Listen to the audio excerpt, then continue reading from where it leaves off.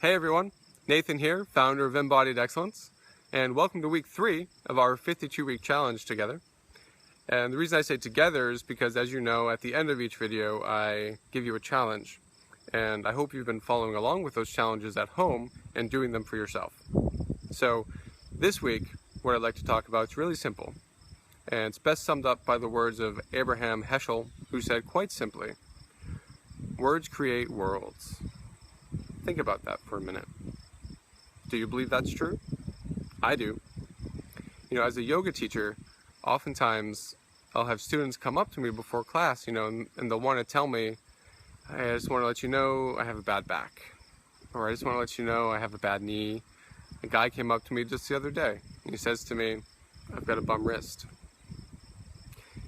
Think about what that does to your psychology and your physiology when you tell yourself those stories. You know, one of the most impactful lessons I learned from my mentor was that very thing, is how language and the stories that we create, the effect that has on our psychology and our physiology. You know, think of a little child, maybe a rambunctious child. I was a rambunctious child. And, sometimes if that's a little overwhelming for a parent, they may say things like, "You're being bad," or "Stop being bad." If you keep telling the child that over and over, what's going to happen? They're going to grow up thinking that they're a bad person, right?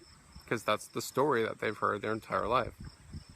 So, likewise, when you tell yourself, "I have a bad back," you're making it this solid construct that's not changeable. And the more you reinforce it, the harder it can become to change. Because it just becomes part of you. I have a bad back. I have this bad thing. And likewise with the child, it's not about not acknowledging the behavior. It's okay to say, "You know what, that behavior that you're doing is inappropriate." It's a lot different than saying you're being bad or you're a bad child. And likewise, I want you to acknowledge any of your experiences, anything that you're feeling. It's okay to say, "You know what, right now my back feels a certain way. Right now my back hurts," or "right now my knee is throbbing."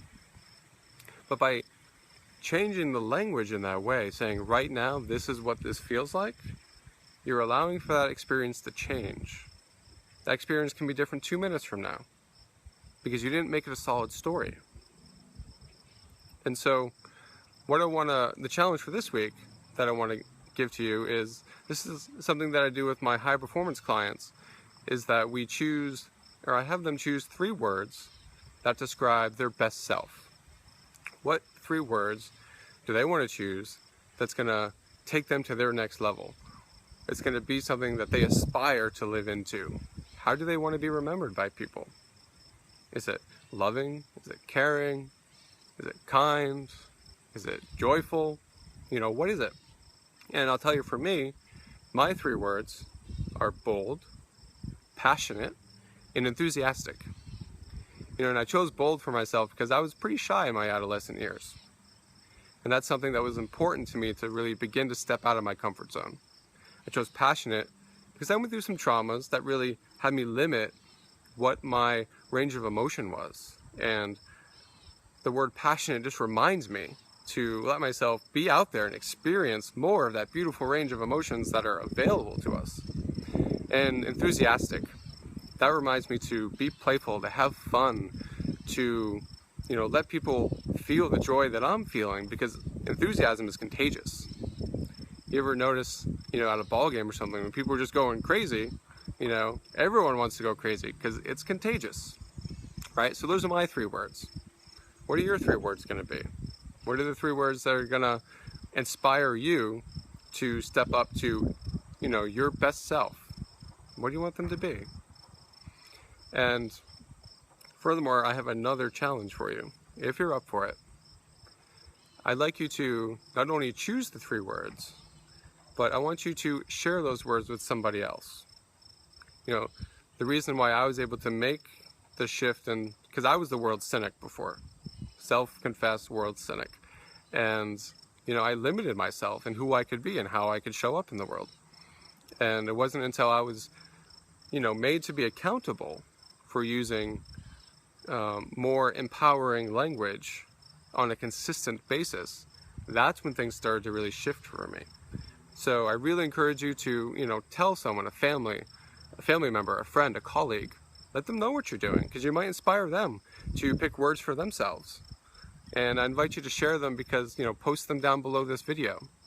Because you never know, the words that you're choosing, or a word that you're choosing, might just be what somebody else needs to see, that they don't know that that's something they need yet.